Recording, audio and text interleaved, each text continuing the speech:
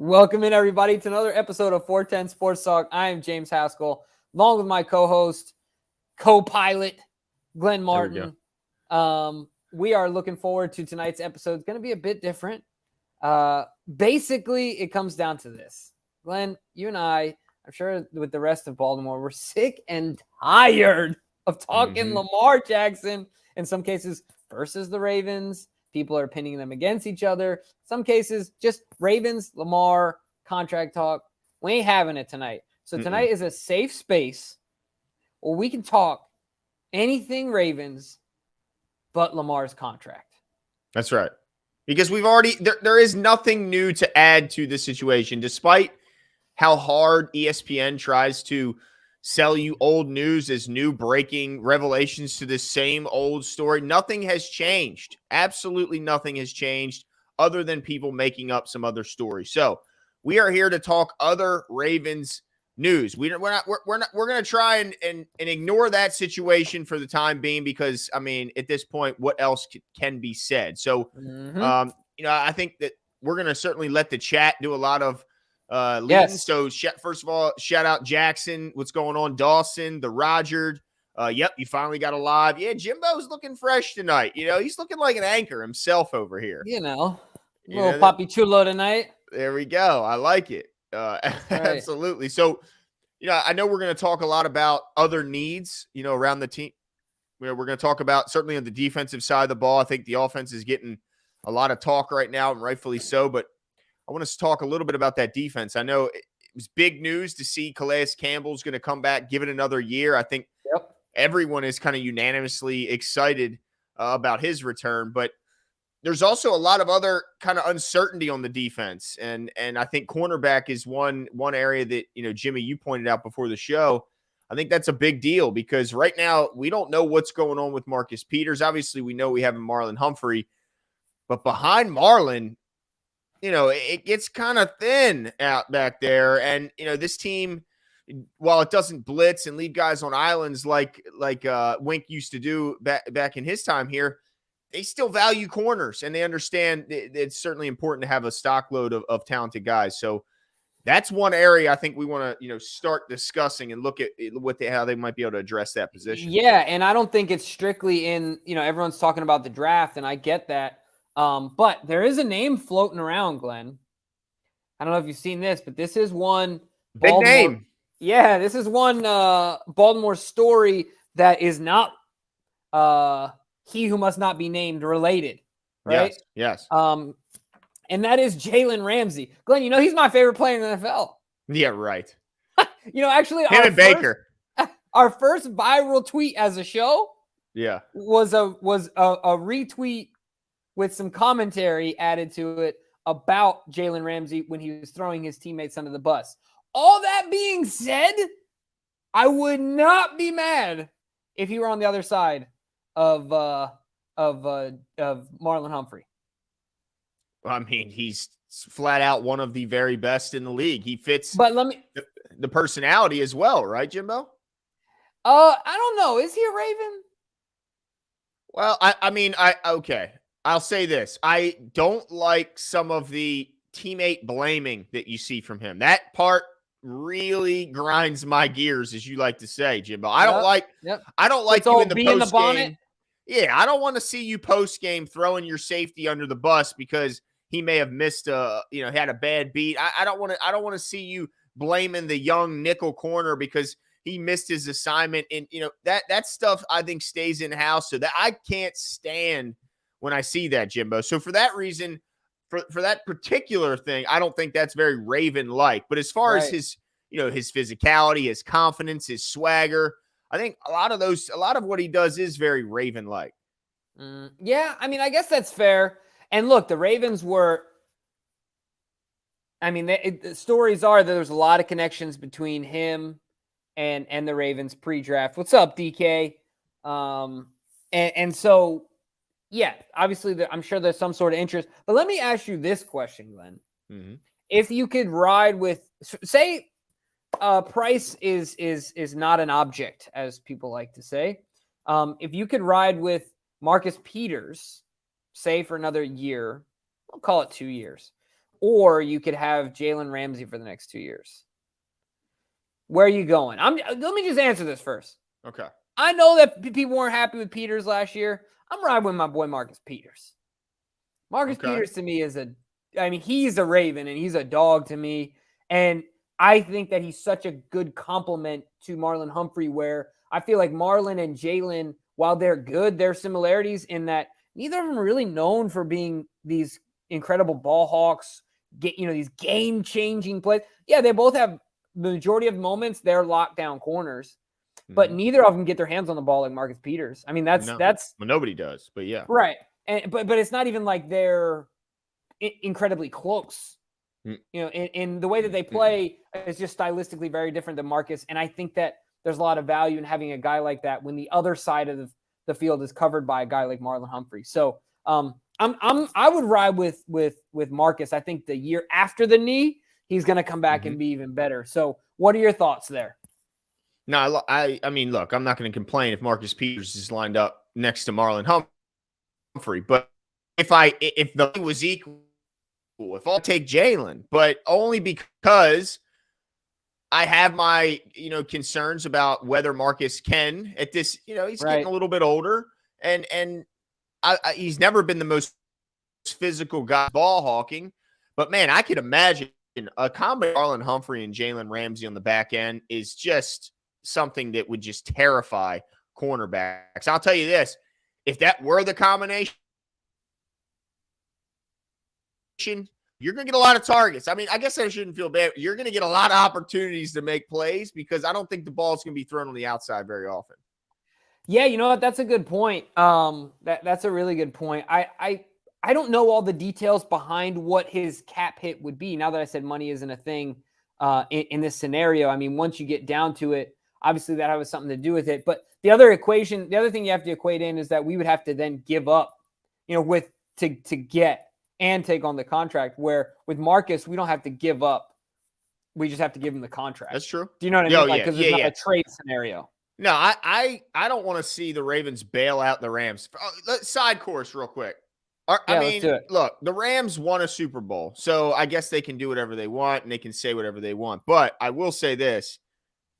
I am glad they're about to go through they're about to go through a lot of uncomfortable seasons in the very near future. They have to get rid of they had Bobby Wagner signed to a 5-year deal last year.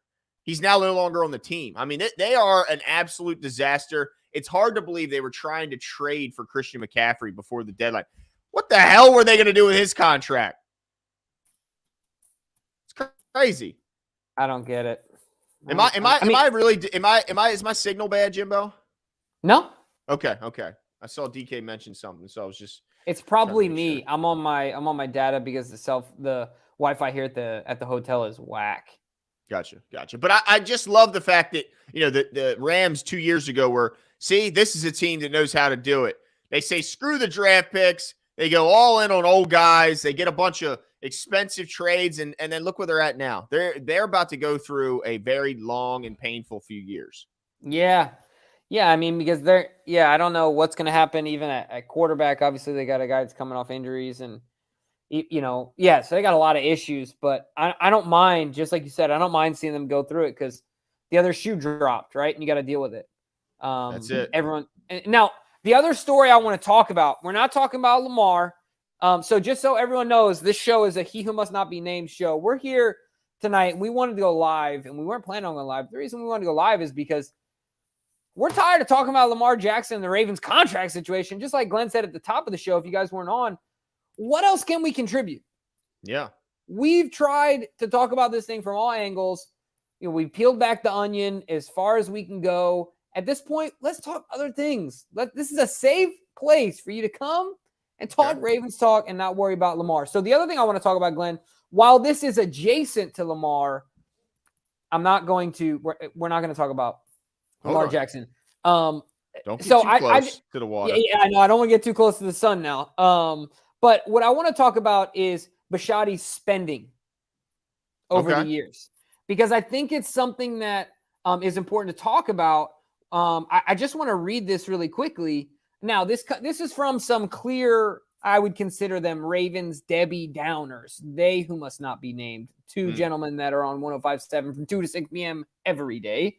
Said that.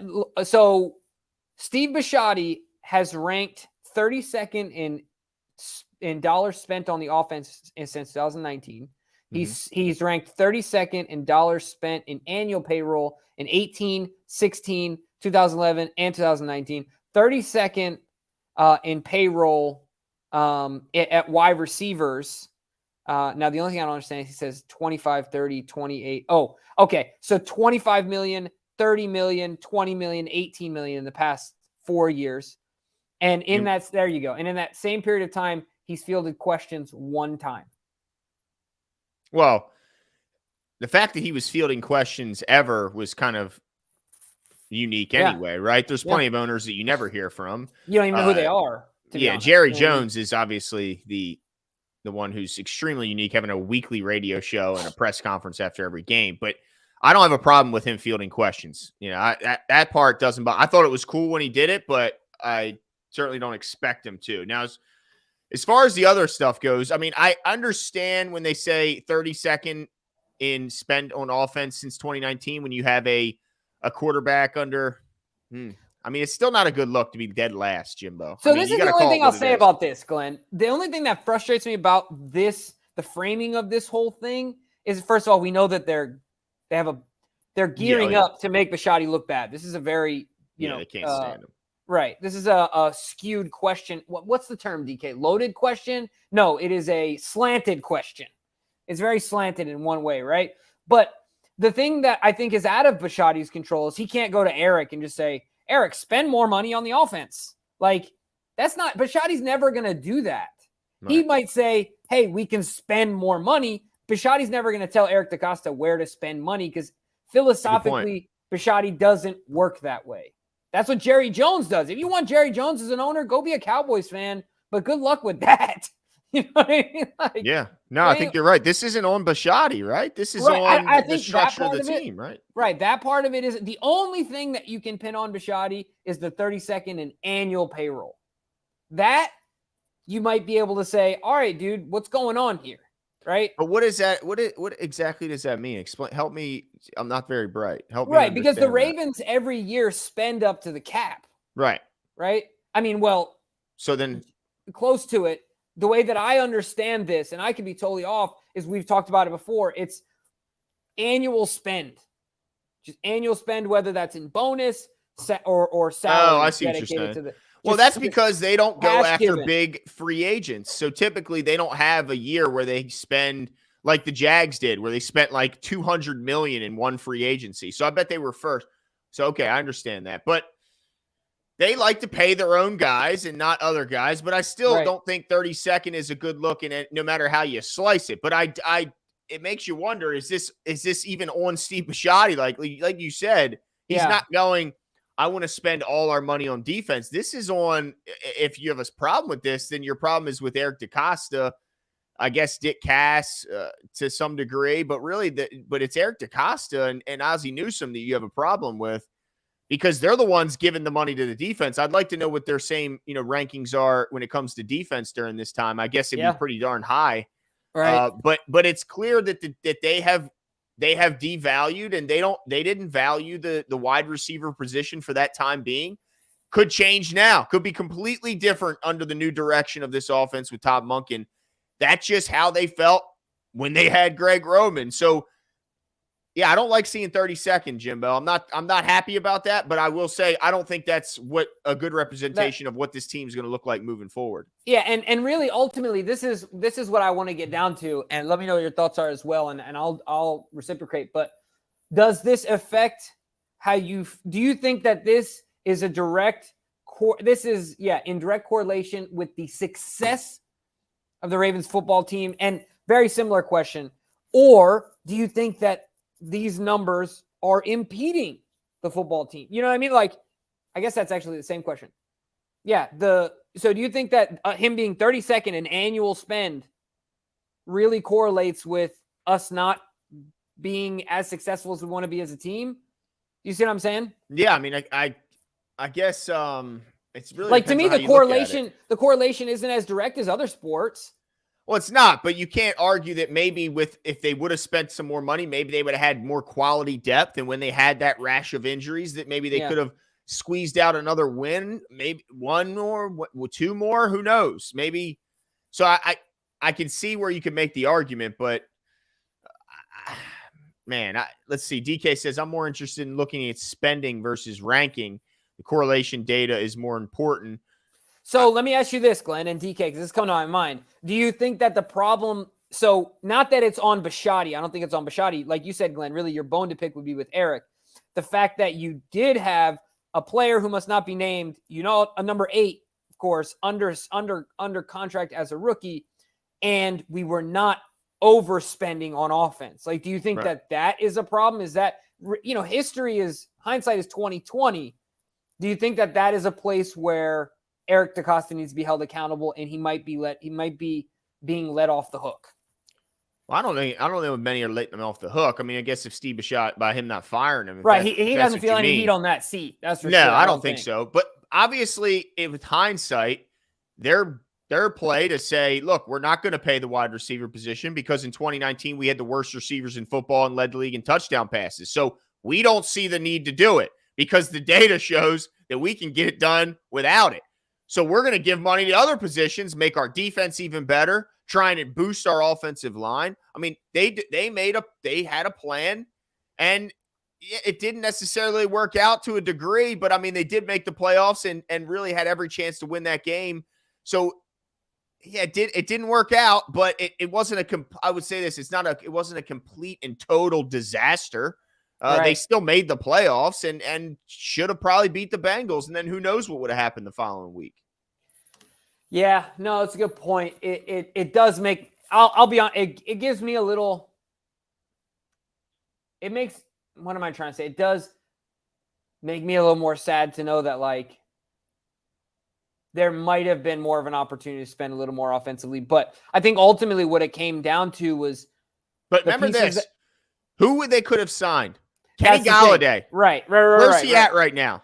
So that's right. So there's two things. That's exactly what I was going to say, Glenn, because there's two factors that you have to consider. One, how the team was already constructed when Lamar started going on this run, right? So if you felt that there were certain, we'll just say defensive, offensive side of the ball, if one unit was closer to being a top shelf unit, then spend the few bucks there to get it there instead of do the opposite, right? Mm-hmm. So that, and then also who's there, right? Like, timing is everything. I mean, Kenny Golladay had 6 receptions for the Giants in his tenure, I think it was. It's pathetic. And made like $40 million or something like that. I mean, it was bad. Now it makes what made the Ravens and Eric DeCosta get such, be in the crosshairs of the fans was really the phenomenal job of the Eagles trading for AJ Brown.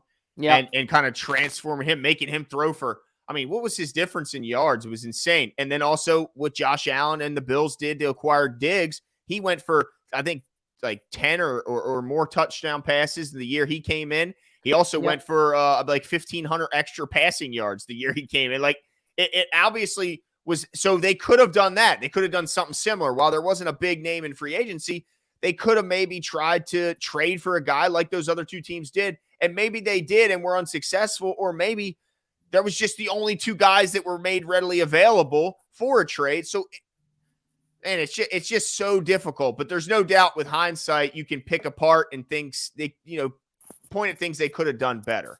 Yeah, no, absolutely. Let's see. DK says spending efficiency is most important to me. If you're telling me you're going to spend, be the 32nd and spend and get the 2019 offense, I'll take that all day. Absolutely. Now, this is obviously a different sport, but you think of the Orioles last year, weren't they last in payroll? Oh, they were so far below anybody else. Right. And once again, different sport. And I'm pretty sure they're still going to be one of the lowest this year. I mean, wouldn't you say so? And people are penciling them in to be a playoff team. Well, look at Tampa. Some teams can figure out a way to do it. Tampa is every single year in the mix for a World Series, and they have always in the bottom 5 of payroll. Yeah, it's crazy. I know, it's absolutely crazy. So now, once again, different sport, but that is something I wanted to talk about. We don't have to spend too much time on it, but I do think that ultimately it's about what you want. Do you want the failed Golladay deal and knowing that they took a shot, Or would you prefer that we stay hands off and stay a little more judicial or be a little more judicious with who it is that they're going after? I think that's important. Yeah. But Spending Glenn, just to spend, not a good look. No, not a good look. And it's easy to do when it's someone else's money. Eric DeCosta spends like it is. Because you appease the fans, too, when you go out and get a guy. But I do kind of respect their resolve and saying that, you know what, I'm not just going to go spend money on guys that like a Kenny Galladay who may not give me anything in return other than a good headline the day I sign him. But also they have to do a better job of getting playmakers. And then when they get them, getting them the ball and using them, they certainly haven't done that the best the last couple of years. But I want to move on to a different situation. I want to know what is going on with Patrick Queen. He comes out, from what I've heard, he scrubbed his social media as well, following suit to all the new trend nowadays, all the young guys. What do you think? What do you make of what's going on with Pat Queen? Is this a situation where we could see him not on this team next year? I mean, what's your thoughts? Because I'd really like the thought of, let's see both these guys with a full camp, obviously the half the season last year that they were just going crazy. I'd like to see them back for one more go, but this is an interesting development. Yeah, no, I agree with you. This is interesting because he is now, let's see. So we didn't pick up his option, right? Mm-hmm. He's going into his 4th year. Right. So for all intents and purposes, he's in a contract year. Mm-hmm. So there's a couple things. One, like you said, do the Ravens want to deal him before they lose him for nothing? Mm-hmm. Or does, you like you said, you ride with him because he's going to play. He's got to play. He's got to ball out this year because this is contract year and know that you're going to get a lot out of him. And you let him play. And if he plays well, then, if you can consider extension come to number, if not, then you let him move on because you already paid your guy, but you get the value out of him next year. You know what, Glenn? I think ultimately it's inevitable. I think he ends up in New York with Wink. When? I don't know. I think he just goes up north to Wink. He takes a train ride up to Jersey. But when is the big part. That's the question. Right. So I think PQ's here next year. Yeah. Yeah. I think it's so tumultuous with Lamar already that I don't know how much more you can handle. You know what I mean? I don't know. I think Pat Queen, what's best for Pat Queen is to come back and continue to ball out because he only raised his value league-wide when he started going bonkers next to Roquan. I think Roquan and him will only grow and continue to get better. And so I think it makes best financial sense for Pat Queen just to put his head down, go to work, and continue doing what he was doing because the guy was making himself a lot of money.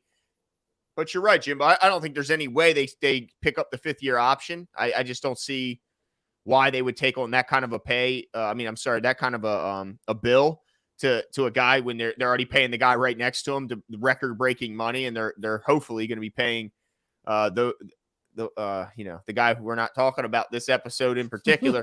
But so I think what would be best for PQ is just come back, ball out, and then get your monster deal the next year to likely, like you said, I wouldn't be surprised at all to see him in New York. Yeah, absolutely. Let's see. DK says here, the Ravens have until May 1st to decide whether to exercise the 5th-year option on his rookie deal, which currently runs through 23. Keeping him around 24 will cost projected 11.6. So 11.6 would be his salary cap this season or his 5th-year option. Season. Yeah, Okay. Gotcha. Yeah. That makes sense. I just don't see $11.6 million. No that would be what, $31 million roughly spent between him and Roquan at the middle linebacker position. Yeah, there's just no way. Talk about bucking a trend. Oh my gosh. Yeah. You saw it's like who was it in the NBA who decided to get 2 big guys, 2 7-footers, and put them next to each other like 2 years ago? I don't know. That sounds like something. It sounds like something the Detroit Pistons did. It's like, you know what? Everybody's going small and getting shooters. We're gonna get 2 big guys, put them in the middle. We'll show you. Wasn't that the Celtics? Didn't the Celtics try that for a while? It was like the Grizzlies or the Timberwolves. Oh yeah, it might be this year, isn't it? Anthony Towns, and then they went and got Rudy Gobert. Oh, and they got Rudy Gobert. Gobert, dude. Yeah, they went. It's like, what are you doing? That's not how. It's not gonna work. The Jazz hoodwinked them, dude. They hoodwinked them.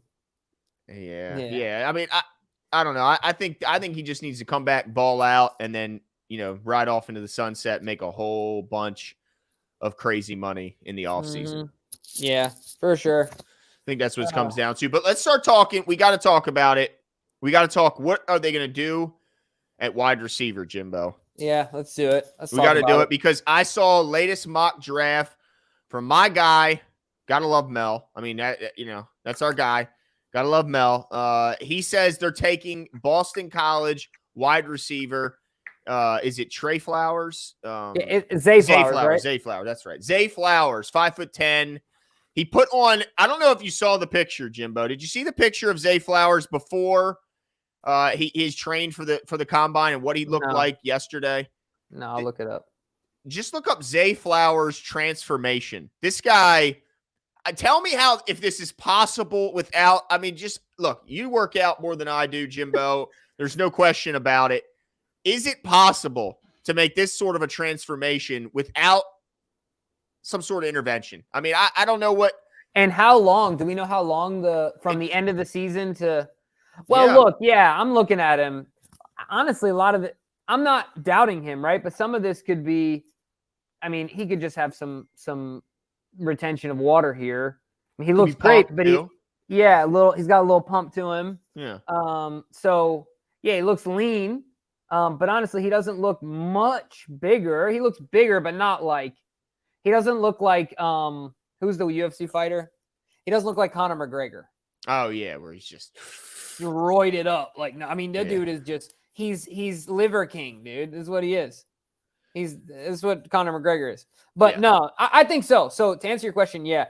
But how much of that is functional and will stay there when he's in season and things like that is the question. The leanness I like, but I don't know if he needs the size. You know what I mean? I don't know if, just putting water in your muscles ain't that big of a deal. Okay. All right. Well, a lot of people think we're going wide receiver in the draft. Do you like him? I mean, I haven't seen enough about him. I mean, I want to see a bigger guy. Wait a second. Sorry. 13 pounds of muscle is what I just read. Exactly. No. That's what I'm saying, right? No. First, it's not. If it's 13 pounds, it's not 13 pounds of straight muscle. The dude is chugging water, smashing creatine. Like, dude, I get it. Because it's what you want to do for the combine. Each pound probably equates to X hundreds of thousands of dollars. Yeah. Because they look at it that closely. But nah, that's not possible. In what? How long ago did the season end? Not long. That's what I'm saying. I mean, we're talking about a short period of time. Yeah, impossible. That's. Okay. I don't care what your genes are. All right, you got rear end full of steroids, then maybe, but I don't think he does because then he get popped. Yeah, I mean, I don't know what type of testing or what's allowed and what's not allowed. But I mean, it's not just Zay. I mean, we've seen Jackson Smith and Nigba projected to go to the Ravens from Ohio State. Now that I told you, so I have selective amnesia, and I forgot that he absolutely torched us. Because he was playing. He was playing with what's his name too, Garrett Wilson. They had a couple other guys there. Yeah, and so I think it was 2 years ago when they beat us in the But that's the kid, dude. Have you seen the kid's route running? Have you seen Steve Smith's breakdown of this kid? No, I haven't. Very complimentary.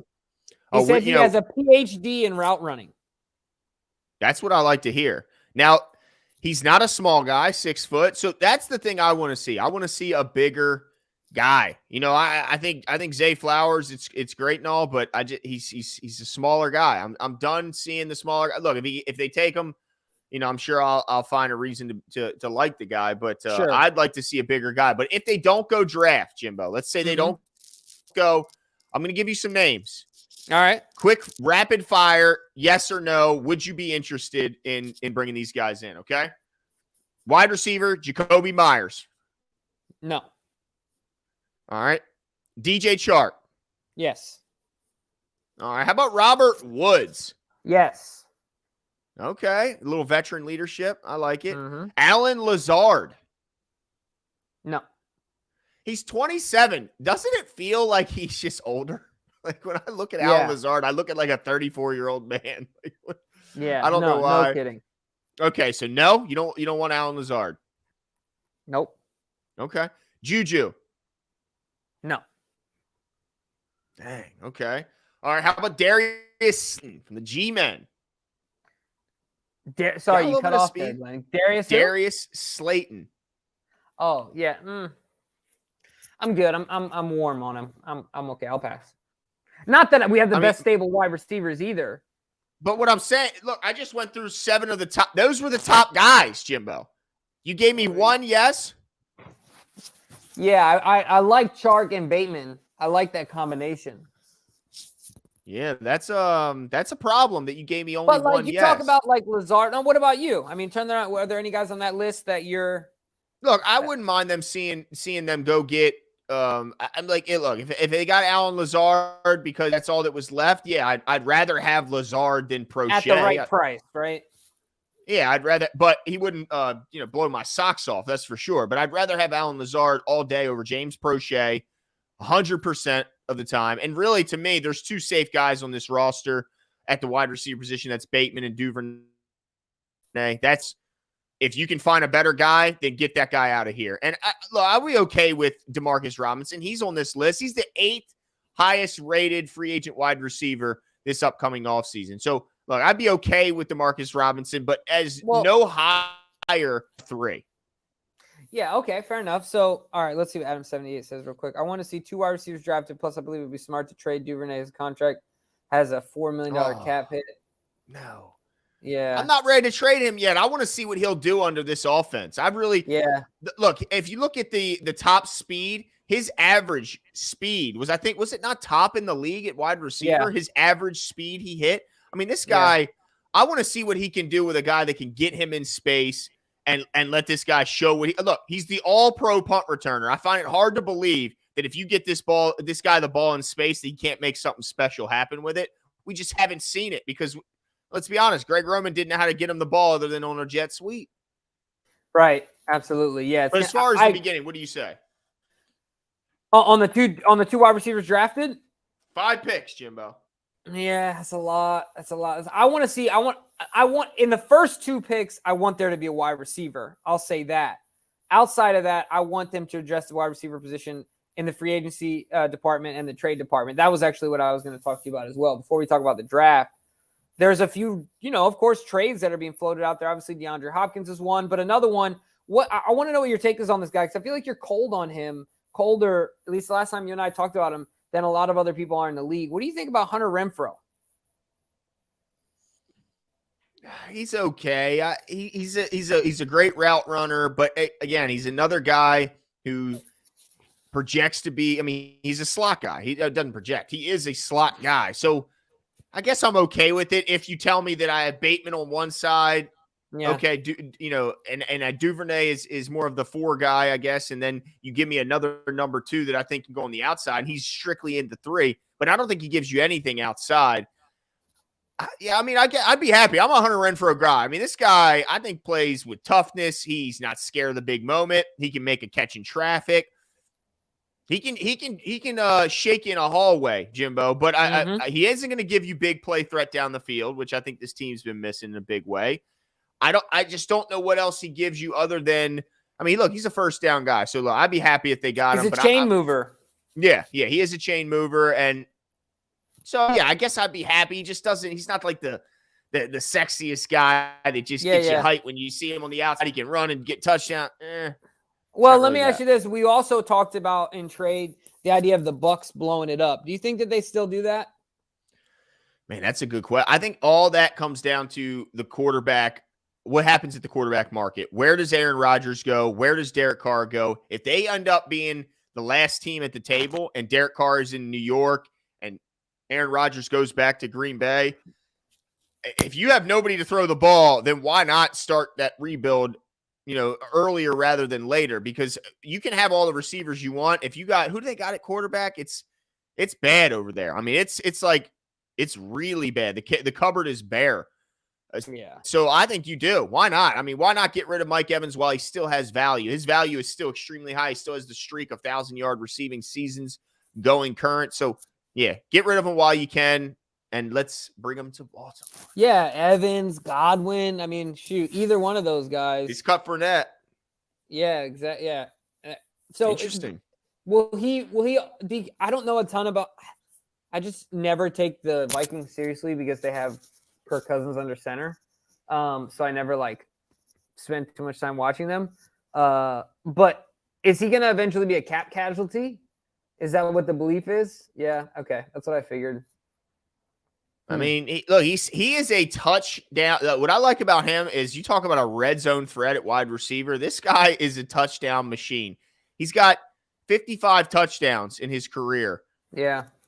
I mean, he had a year where he had 14 tutties 2 years ago, 10 the year before last. He had 6 this past year on 70 catches. He's an older guy. He's 32, so I don't like that, but he's 6'2". And like I said, he's a touchdown machine. He's an outside receiver. So I'd be, even though he's older, if everything, and it looks like he's relatively healthy, I have no problem bringing him in. I think he'd be a nice add. Yeah, I agree. I mean, he'd be better than any of the names we probably listed in free agency, right? Oh, for sure. You know, as long as he can still run and all that stuff at his age, then yeah, let's bring him in.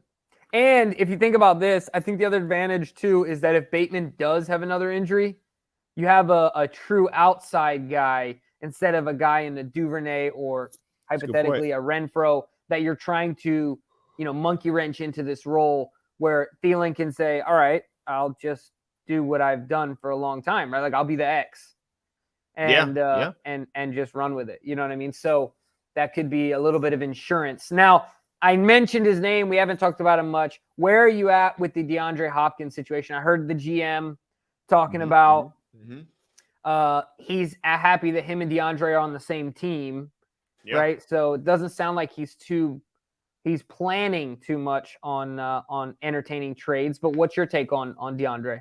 Yeah, I like him, but I don't like the fact that you have to give up a pick and then turn around and pay the guy a whole bunch of money. So for that reason, I don't think they go after him. Maybe if the Cardinals are forced to cut him, maybe in the open market, but I don't even see that. I see no path to get him. Well, I'd love it. I'd love to get him.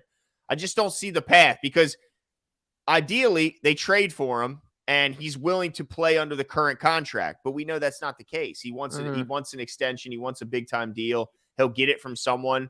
And I just don't see him, making a trade for a guy where they got to give up capital and then $20 million in cap space every year.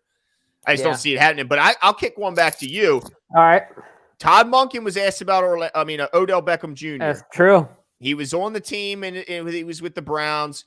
I mean, we heard Mike Evans talk about Todd Monken and how he credits to him unlocking some of his game and his time with him in Tampa. We know that he likes Odell Beckham Jr. Todd Monken likes Odell Beckham. He said it. He's available. He's a year removed from his injury. What about bringing Odell into town? I'm for it, dude. I've been so anti Odell Beckham Jr., but I also am. I also realize that I think nothing is as good or as bad as it seems. Like even in life, you're never doing as good as or as bad as you think you are. And so I don't know if he's that much of a cancer or diva or all these things that people say he is. And so yeah, I'm okay with it. Obviously, the OC already knows him well, knows how to if he needs managing. I don't know. I don't even want to say that because I don't know the guy. If he needs managing of his situation, getting his touches and things like that. Because what Todd said, the way he said it was so true. Like, what guy doesn't want the football? And if a guy doesn't want the football, do you really want him on your team? Now, one of the things that I loved, I saw a clip when Steve Smith announced his retirement that he said he was grateful to be here in Baltimore because Baltimore didn't just deal with him, didn't manage him. They accepted and wanted him for who he was. Mm-hmm. So John has a history. People can say whatever they want about John and his choir boys, but John has handled his fair share of guys that have had run-ins. Right, big person. Look at Marcus Peters. Yeah. I mean, in the years that Marcus Peters has been here, him and John have had one public dispute, and they got over it like that. Yeah, it was gone in a moment, yeah. So all I'm going to say is, yeah, I would be excited for it because, look, he would be our best wide receiver hands down. I think that's fair to say. Now, I'm just living in Candyland. Imagine we get Odell and Evans. That's just Candyland. I'm just living in a dream here. But, oh, my gosh. Could you imagine that? That'd be exciting. But my whole thing is, what do you think the market is for Odell Beckham? Like, what's his price tag? Yeah. After sitting out all last year. And you got to also wonder, what is he looking for? Is he looking for a 1-year deal so he can hit it? Or now that he's had so many injuries, is he finally looking for something? Sure, it might not be top shelf, but he wants some security. You know what I mean? What is he looking for? I don't know. But my thought is that he's a very confident guy. I think he wants a 1-year deal that is going to put him in a scenario where he can blow it up and then re-up the following the only year. way he takes a 1-year deal is if it's so much higher annual value than like the other 3-year deals he's getting. Yes. And then he bets on himself. Or, Glenn, if it's in a scenario where he feels very confident that he can absolutely just kill it. Right? Yeah. And turn that season into such a trampoline in the next years. And the one thing that you've always said that I think you're the only person, I've gotten this from you, and you're the only person that I've heard say it that covers the Ravens that I think is absolutely true because it is not talked about enough, is that in this offense, even under Greg Roman, but it'll be the same under Todd Monken in this way, you're going to have to account for the run game. So if you are a true dog on the outside, actually, I think I heard Chad Ochocinco say this as well, but after you, but if you're a true dog on the outside, where else are you going to get more one-on-one scenarios? Yeah. Because you have to be held honest to, you have to bring extra help in the box. You can't just act like, we can survive this game by not tending to the run game. No. You have to respect it. And so if I'm Odell, I don't know. I mean, there's got to be one guy that realizes that as well, right? Mm-hmm. Yeah, no, I think that I'm confident if Odell Beckham comes here with this OC, my whole thing is that stigma I think is going to be gone. Like, yeah, I see that in the chat, people still saying that wide receivers don't want to come here. I don't think that's going to be a worry anymore with Todd Monken. I think that stuff is done. And so when I hear Todd Monken talk about we need to get guys in space, balance is you have to defend all 5 guys. That is he's sending out signals to the whole world.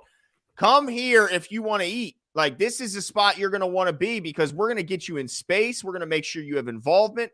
When he talked about knowing that players will certainly look when they see the game plan, the first thing they do is, how can I be involved? How can I make an impact? How can I make a play? Where's my area of opportunity? If they see no opportunity, part of them checks out, even though they're getting highly paid, and even though they want to help their team, and even though they want to win, part of them has to check out. When he's sending out these signals, like, look, I get it, guys. And guess what? You're not going to have that problem here. We're going to get you involved. I think that we're going to be it's going to be a different type of destination. Now, part of that depends on, the guy we're not talking about if he's here, then that's, certainly a big step into getting those guys to sign on as well. But I don't think there's going to be that stigma anymore about, you don't want to go to Baltimore. They don't know how to get the wide receivers the ball. Right. Yeah, I think that's got to be gone. I mean, I agree with you 100%. And so that will definitely help. So ultimately, it sounds like you would be in favor of Odell? Yeah, I would. Absolutely. Let's get this guy in here. I mean, look, he's a playmaker, and where else can you go to be yourself? Look, they say about Baltimore lets you be yourself. Come to Baltimore, be you, Odell. That's right. Come back to the AFC North and do it right, dude. That's it, man. And let's let this thing. Hey, man, I think that we should, and it's almost a whole video's worth, Jimbo. I think that this could be, they talk about how that 2019 surprise, how it just shocked everybody. Nobody was ready for it. And you saw it. The offense was, it was the most fun I've had watching Ravens football in my life. This guy's coming from the college ranks. You don't think there's going to be some level of that 2019 surprise that he's going to catch guys with? You don't think it's going to take you're right. I think that it's going to take some defenses some time to catch up to find out how to slow down these Ravens. Yeah. I think we're going to be seeing some shock and awe around the league, Jimbo. I like it. No, and I hope you're right. The other thing I got to bring up too, Glenn, is we got to shout out Jonah Schaefer, because Jonah today had the opportunity to sit in an interview with Andrew Berry, who came up to the podium, the GM of the Cleveland Browns. And he asked him point blank, did you think about the effect that your deal with Deshaun Watson would have on, I don't know, the Baltimore Ravens or other teams? Dude, shout out to Jonas Schaefer for having the balls to do it. That you got to have a pair on you. Because, dude, that was really cool. I'm not going to lie. Like, how many other reporters were doing that? What was his answer? I mean, I guess he would say, why would I care? Well, he basically said, I don't think I'm in a situation to think about or talk about another team's situation in contracts. Yeah. I'm only thinking about the Browns type scenario. Yeah. But also, the GM of the Bengals basically said if another team, we have our wide receiver. If another team wants another wide receiver, they can get their own. We're not trading T. Higgins. Okay. So, all right, well, look, I mean, they got to look at themselves as being, man, we're close. Yeah. I don't want to mess this thing up and start getting rid of guys maybe a year early. Maybe Joe Mixon, but. Well, yeah, I think the fans would like that. They like P. Ryan. They're ready to get rid of Mixon and his shenanigans. Yeah, absolutely. This has been fun, Glenn. Let's see. T. Higgins. T. Higgins has been put on the trade block from what's Routers? Is that probably a rumor place? I don't know. Yeah, gotcha. Me neither. I mean, who knows? Who knows with that? I would be stunned if they get rid of T. Higgins. I get that they're going to probably have to lose him eventually because there's no way they're going to let Jamar Chase go, so they're going to choose him over T. Higgins. But, man, that'd be funny. The Ravens trade for T. Higgins. Hey, you want to have a chance to get back at your former team? Why not come here? Yeah, but they'll never trade with the Ravens. That's true. That's a good point. Yeah, I mean, they'll simply they're like, oh, you're going to give us 3 1s? And no. It's still a no. Yeah, it's exactly. Still a no. Never, ever, ever will they trade with the Baltimore Ravens. I would doubt they'd even trade in the AFC, man. Yeah, right. Exactly. I mean, it was surprising enough when we sent Big O to the Chiefs. That was surprising, right? Speaking of which, they still can't come to a contract extension. Apparently, they're looking at tagging him again. Hey, man. It's not about the money, Jimbo. It's not about the money. Oh, man. Never was, Glenn. Never was, never will be about the money with Big Orlando. Yeah. So crazy. That's hilarious. Well, look, it was fun tonight. We're going to let you guys go. Hopefully this served as an opportunity for you to realize that the Ravens there's more to the Ravens. They're well-rounded. There's more to the Ravens than just Lamar, right? We love Lamar, but there's so much to talk about. The combine is coming up. We got to talk about needs. We got to talk about, who else, what the Ravens are looking, or what prospects are looking like Ravens. We got to start digging into the draft, etc. So we had a blast tonight. Thank you all for coming out in the impromptu live. Great idea by Glenn. Let's give some shout outs here, Glenn. Adam78, Taylor M, Baltimore Get Up, Gideon, Living Legend, James Lee Wiley. I saw Nana in here. I saw Iman Thomas, who hasn't been out for a while, in here. Let's see. Who am I missing? Anyone? You got Baltimore Mel, my guy. There you go. Ricky Bacon, Mike Coleman. Got a lot of guys in here. We appreciate it very much. Make sure you have a great evening. We'll be back on Thursday. Make sure to join us, and we'll talk to you guys soon. See you.